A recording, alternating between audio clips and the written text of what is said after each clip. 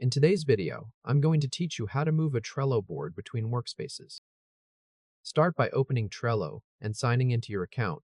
Once you're in, go straight to the board you want to move. You can find it from your home page, recent boards list, or the workspace where it currently lives.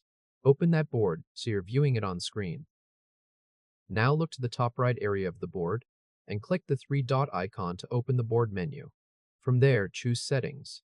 This is where Trello keeps the board-level options, including the workspace it belongs to.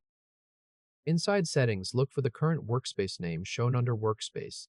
Click on that workspace name and Trello will open a drop-down menu with the other workspaces available to your account. Select the workspace you want to move the board into. Make sure you pick the correct destination, especially if you manage multiple teams or client spaces, since this setting changes where the board is organized. After selecting the new workspace, click Change to confirm. Trello will begin transferring the board to that workspace. In most cases, this only takes a moment, so just wait for the update to finish.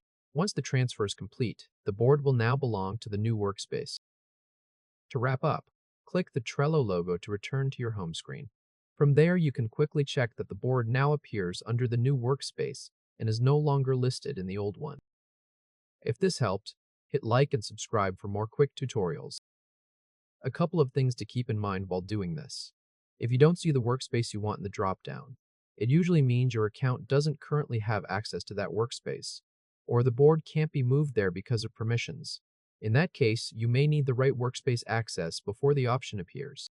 Also, after moving a board, it's a good idea to quickly review visibility, members, and any workspace-specific settings to make sure everything still looks the way you expect. That's all it takes to move a Trello board between workspaces. It's a simple process once you know where the setting lives, and it only takes a few clicks from inside the board itself.